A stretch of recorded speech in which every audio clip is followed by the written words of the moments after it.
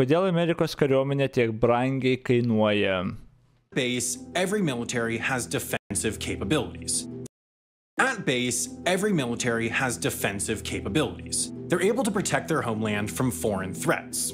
Iceland's armed forces, for example, comprise 4 ships, 1 airplane, 3 helicopters, and 4 radar stations, all operated by the country's Coast Guard. Beyond a small paramilitary peacekeeping unit made up of volunteers, the nation has nearly no capabilities to deploy abroad. In fact, its constitution doesn't even have a mechanism to declare war.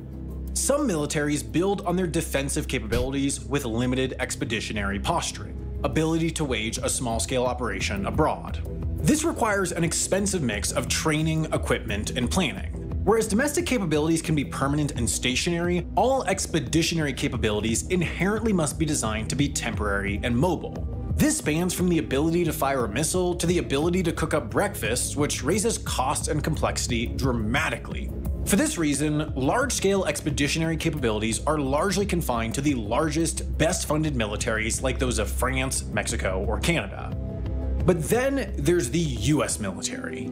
It is in a class of its own.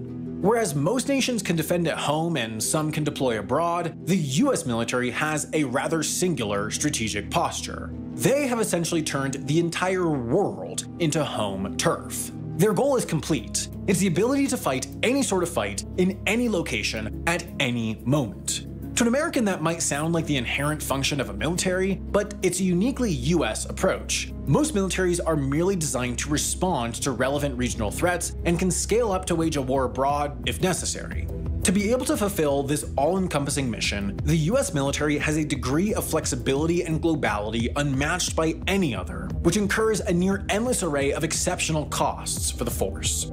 They pay to produce their own private label of chicken tenderloins and ship it all around the world to places like this base in southeastern Turkey because they run a grocery store there, because they have thousands of service members stationed there, because that's where they keep about 50 nuclear warheads in case they decide to use one in Europe, Africa, the Middle East, or elsewhere.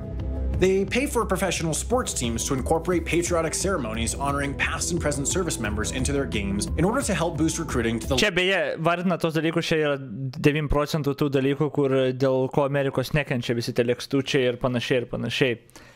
Nes tiek daug pinigų gali ir investuoti ir tada į būtent tą savo military industrial complex ir tai yra staggering amount of fucking money. Už tą galę tokią, galimybę kištis visiems, nurodinėti po visiems, kaip gyventi ir panašiai. The level needed to staff all their roles worldwide.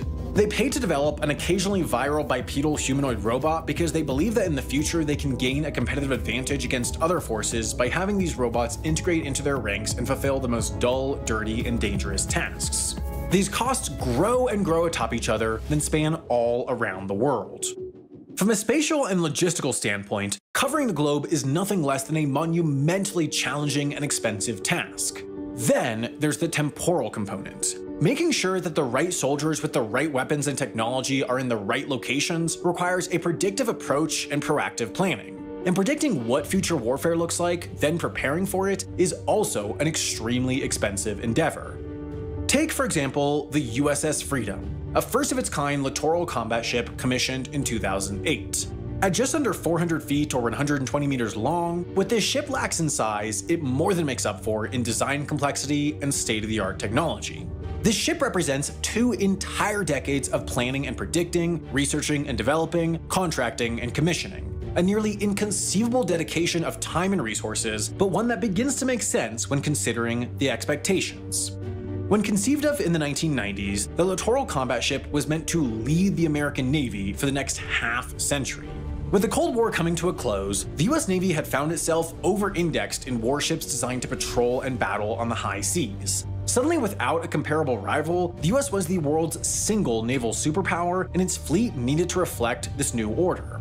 Now the new preeminent worry was pirates, terrorists, and gunrunners zipping along coasts, requiring something nimble, fast, and flexible enough to keep pace in the in-between, the coastal waters, where threats were diverse and warfare often asymmetrical. To fill the void, Navy officials presented 2 ideas. The DD-21, a larger ship capable of holding its own on tight coastal waters, or what planners called the Street Fighter, a smaller, sleeker, and critically cheaper option. From the jump, these Street Fighters were more appealing. They'd require smaller crews, they'd be fast, capable of surprising enemies, they'd be stealthy, and with the advent of new hull technology, they'd be light enough to push 45 knots while still having ocean-wide range and carrying a payload. If that wasn't enough to future-proof such a concept, they'd be modular too, capable of switching weapon systems and kits to fit different missions, from surface combat to minesweeping. But still, by 2000, such a street fighter was just a concept that the Navy quickly turned over to private contractors after it proved too difficult to actualize in-house. Entering agreements with both General Dynamics and Lockheed Martin to each produce 2 ships in 2 separate models, the Navy handed the project off to the private sector, assuming the competition between the two for future LCS contracts would produce a 21st century mainstay.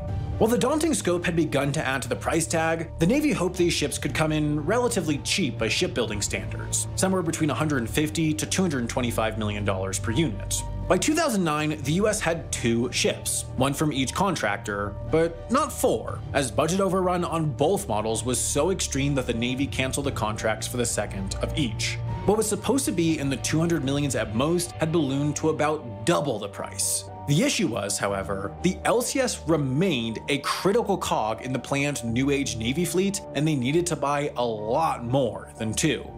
56 of them, in fact, or 82, or 63, or 55, or most recently 52, depending on their evolving ship force structure projections. But no matter how many, they needed a lot and needed them fast, as LCSs were expected to replace old minesweepers and outdated frigates. And rather than settling on a single class of LCS... Blemba, visą laiką aš kitos video žiūriu, man kyla mintis, kas būtų, jeigu toks konceptas kaip karas, blet, neegzistuotų. Kiek absurdiškai daug resursų šitų, galėtume išleisti kažkam kitkam. Kai visos šalis, Amerika išleidžia daug, bet visos šalis išleidžia daug realiai. Jeigu tiesiog tos konceptas kaip karas neegzistuotų, žinai, visi tie resursai, pinigai ir panašiai, galima sakyti, kad nebūtų gal ir tiek resursų ir panašiai, bet anyway. Kiek galėtų investuoti research ar kosmoso eksploraciją, bet ką, tipo? Ir jo, tas argumentas yra, kad techniškai karo tas researchas nemažai irgi duoda to pliusą, bet aš nemanau, kad tiek daug, kad pateisint tokias išlaidas. Tiek gyvybių, tiek išlaidų, no shot. O visos tas researchas galėtų ar taip finansuoti visą tą mokslą, tipo. LCS, as previously planned to incentivize competition, they proposed Congress an alternative, what they called a dual award strategy, offering each company a 10-ship contract over the next 5 years. All the while, the problems with the Navy's current LCSs were already beginning to show. As a general rule in shipbuilding, a ship can have range, it can have speed, and it can have a heavy payload, but it can't have all 3 at once. With speed as a principal mandate, both General Dynamics and Lockheed Martin had to get creative and make sacrifices. While both classes are able to reach an incredible 44 knots, some sacrifices. While both classes... You may fire when ready, Gridley. Classes are able to reach an incredible 44 knots, some 10 to 15 more than a typical Navy ship, they made separate design choices to get there. For the Independence class, this meant a unique aluminum trimaran hull. As for the Freedom class, while Lockheed Martin went with a more conventional steel monohull, it innovated on the drivetrain side, developing a... Tipo jo yra, bet tas Skyrocket, vis tiek 99% visų atradimų, išradimų ir svarbiausių turbūt ten didžiausių pasaulyje atradimų, išradimų padaryti net dėl to, kad gyvybės ir mirties klausimas buvo.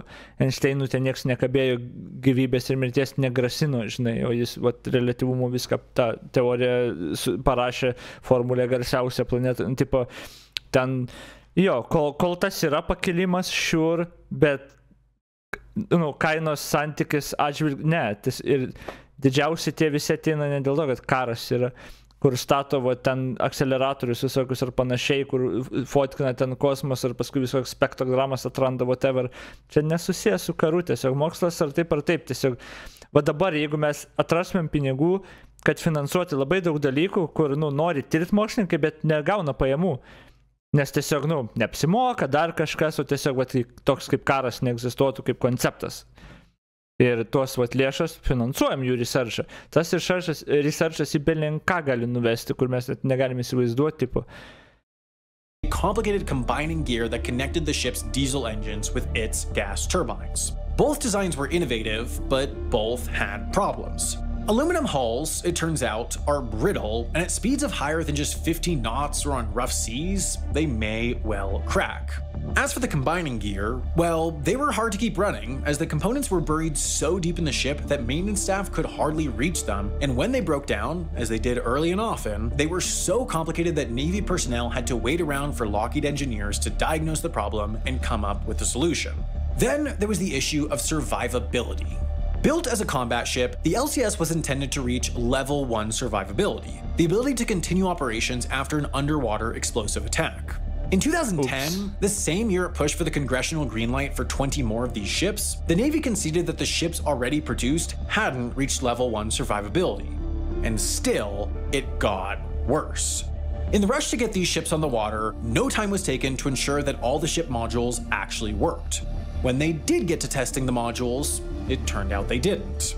The anti-submarine warfare module proved unreliable because the ship itself is so loud that the towed sonar can't reliably pick up any other noise. Similarly, the mine countermeasures mission package, which relies on onboard sensors and an unmanned influence sweep system, has been plagued with delays, breakdowns, and a penchant for causing false alarms. What was supposed to be an endlessly customizable ship, capable for surface combat, submarine hunting, and minesweeping, has effectively been rendered just a gunship that can't take a hit. Regardless of these varying limitations, as of 2023, the US Navy has purchased 30 LCSs. They've broken down at sea, they've bumped into walls of the Panama Canal, they've spent a winter stuck in an iced-over St. Lawrence River, they've run a handful of minor missions, and they've averaged about $500 million per ship to build. For a ship that was supposed to be the future, the littoral combat ship has proved nothing short of a disaster, a reality the Navy's finally begun to come to grips with by decommissioning or working towards decommissioning 9 of the vessels. The LCS, by all metrics, has failed to live up to its lofty billing, and it has failed publicly and expensively. But it's far from the only decades-long development project that's fallen on its face. Boeing Sikorsky won the contract to build the Comanche helicopter in 1991, but after a decade of work and $7 billion being poured into the project, only 2 prototypes ever actually left the ground. As for America's first stealth destroyer, the Zumwalt, its gun system has yet to prove the range it's promised, its missile system can't hit targets consistently, and its guided shells cost a prohibitive $800,000 per unit. With similarly high hopes as the LCS, the Zumwalt project was eventually cut after only 3 ships were built.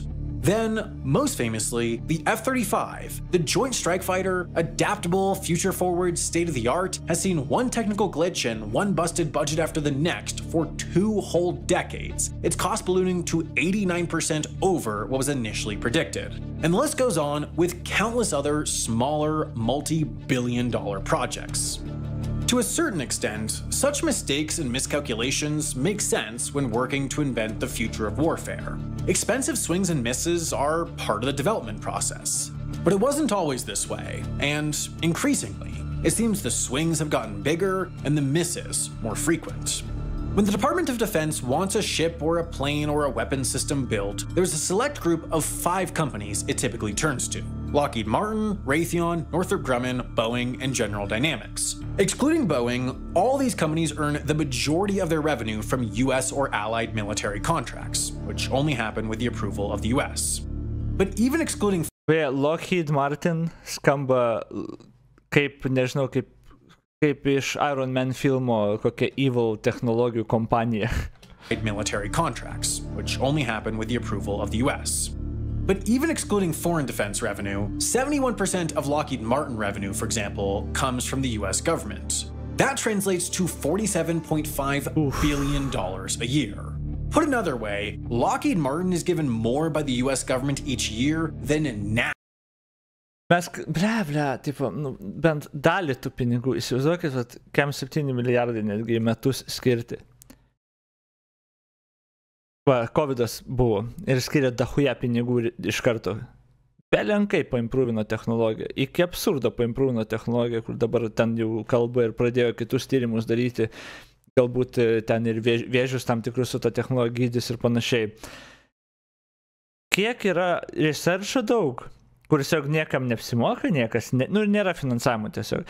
Tas researchas nebūtinai prie kažko groundbreaking prives, bet gali,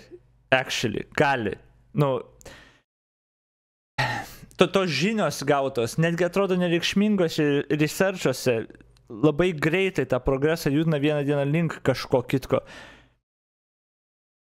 Ir va tas man turbūt labiausiai gaila, ypač turbūt medicinui, kur, aš aišku, vėlgi, čia toks, čia hipotetinis labiau pamastymas, mes niekad nežinosim, galbūt jeigu, nes vėlgi, čia jeigu karas kaip konceptas neegzistuotų, ką turbūt net sunku įsivaizduoti, ką tai reikštų visai visuomeniai. Bet tipo, tiek daug lėšų, tiek daug pinigų, kur ir kiek pastatyti galėtų, ir kiek padaryti galėtų, visai kitoms reikmėms.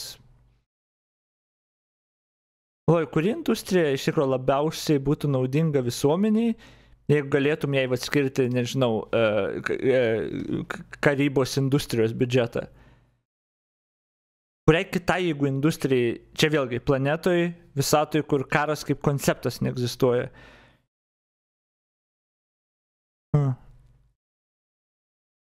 Švietimo. Matai, švietimas vėl, bet švietimas, turi limitą galų galę, tu gali investuoti belenkiek, bet jeigu, tu turi geriausius vadovėlius, bet tu būsi limituotas tuom, ką žinai, tuom, ką jūs kolektyviai žmonijoje žinot ir galit vaikus mokyti, taigės. Man atrodo, tiek daug pinigų nereiktų, kad švietimo mes, pritum as good as it can be.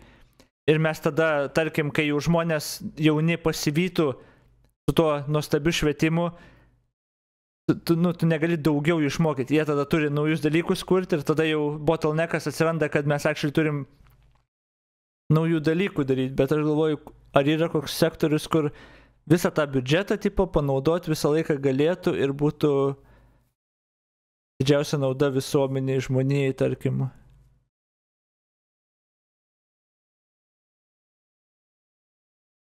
Karas turi ir gražą, research nebūtinai. Tai pagal net tavo teiginį, karo ta graža kartais tai yra lygų research.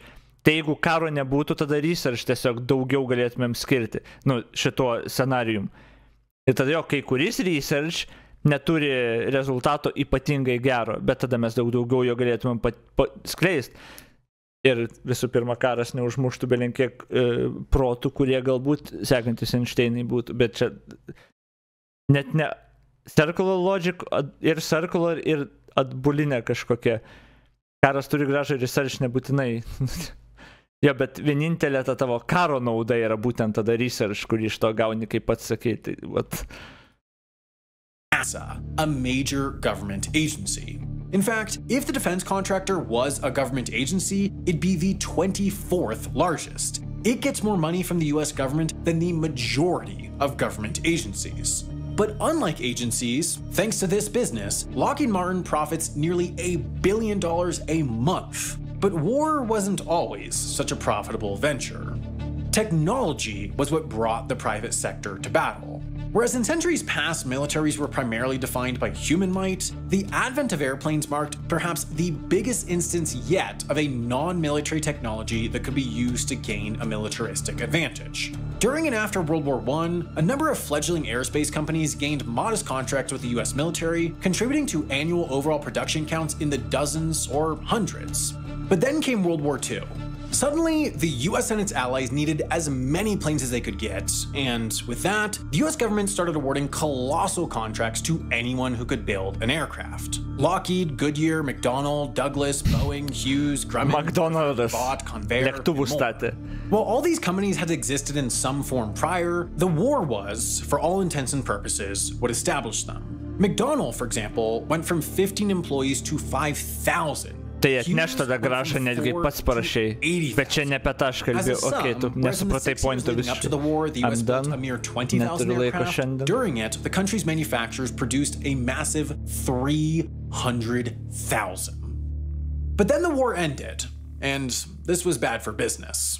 Aircraft manufacturers immediately struggled. Some shifted towards civilian aviation, others refocused on auto manufacturing, others still consolidated, while the US government searched for contracts that could be used to keep this new industrial sector, which played no small part in the Allied victory, afloat.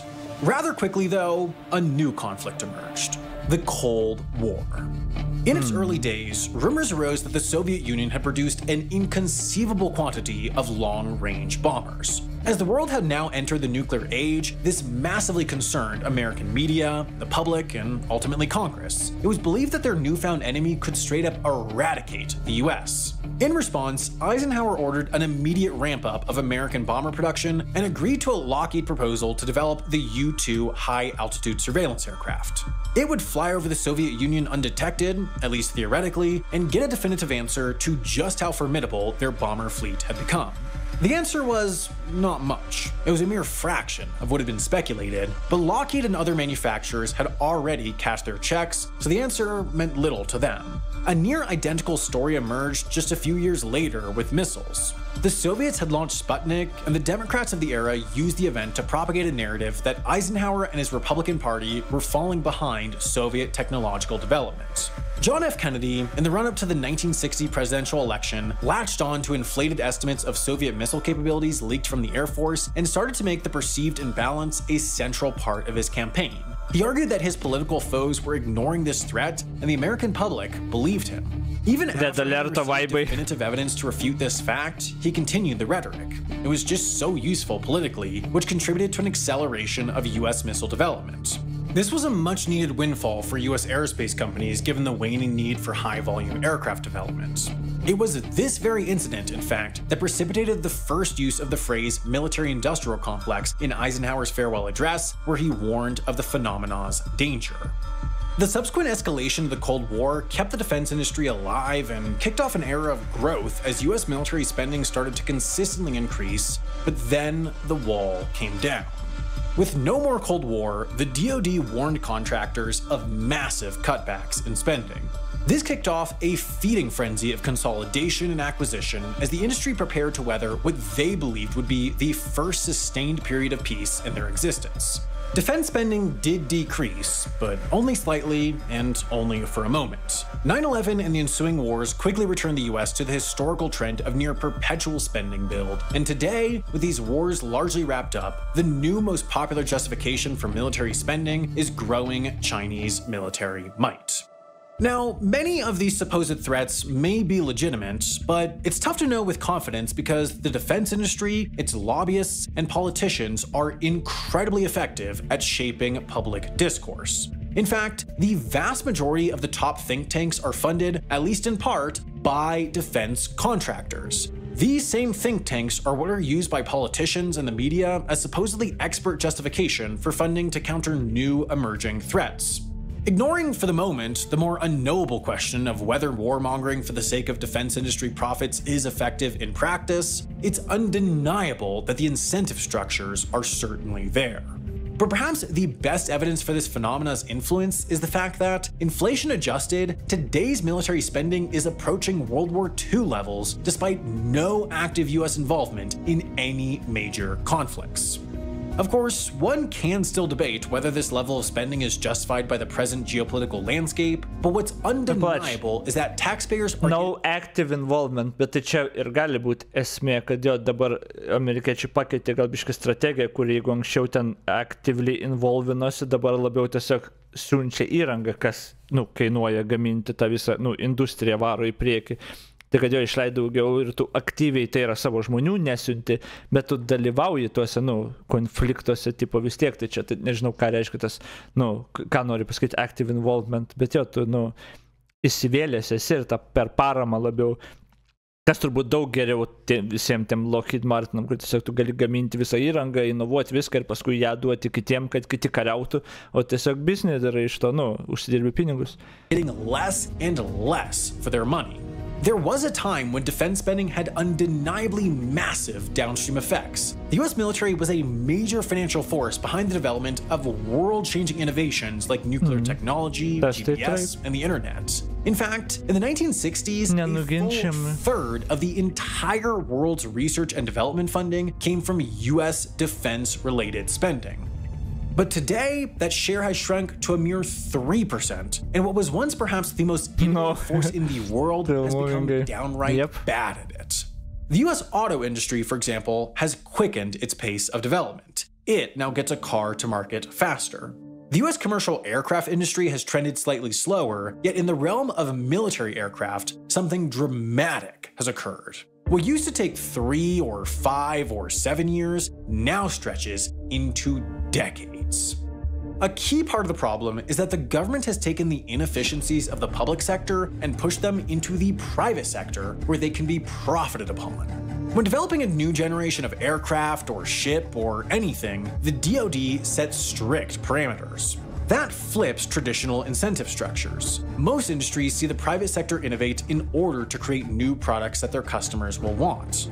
In this case, the customer tells the private sector exactly what they want, and this industry spends heavily on lobbyists, many of whom used to work for the DoD, in order to shape contracts towards what they can build with minimal risky research and development, therefore stifling innovation. But even then, the risk for the contractor is mitigated further because a big chunk of contracts are awarded on a cost-plus basis. That's to say, the government pays for what it costs to build a given technology, then the contractor gets a percentage on top of that as profit. This directly disincentivizes cost efficiency, as the more a project costs, the more the contractor makes. Of course, in normal industries, the contractor would still be incentivized towards efficiency in order to win the next contract, but in this industry, 2/3 of major weapons system contracts, for example, are bid upon by just one company, while yet more contracts are awarded without a competitive bidding process. Perhaps most egregiously, it's well understood that some contracts are awarded to struggling, ineffective companies simply because the US government does not want that company to go bankrupt and therefore for its manufacturing capabilities to be lost. This is perhaps one of the strongest justifications for the spending.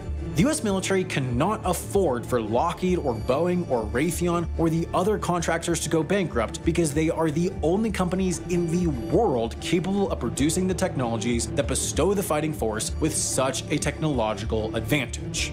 So, a situation has been crafted where these companies are too important to fail, and they know that, so they can profit off of their necessity rather than their effectiveness. The aforementioned only scratches the surface of the deep web of incentives that keeps the military-industrial complex alive, but it's as simple as this. It is good for politicians politically and good for contractors economically to create the perception of problems that simply do not exist. No one gets punished when a threat does not materialize. In fact, they can argue that their response, upon which they profited politically or economically, mitigated the threat. Meanwhile, individuals are punished when a threat they argued did not exist materializes, disincentivizing anyone from doing so. Fear is an incredibly powerful emotion, and at its core, the military-industrial complex has created an incredibly effective system to capitalize upon it. As you might have noticed, the last... Okay. Ant galo čia maždaug ir pakalbėjo, kad, čia apie tą viskas gali būti gera idėja, bet tada įgyvendinime prasideda niuansai ir visur rasi problemų. Tipo,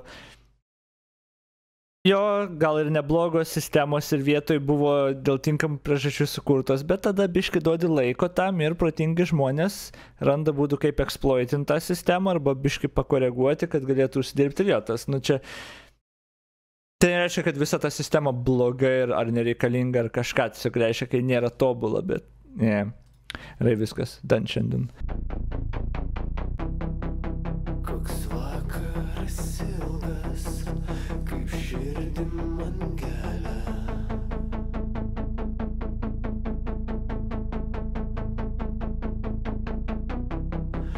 Nuskink man jazminą.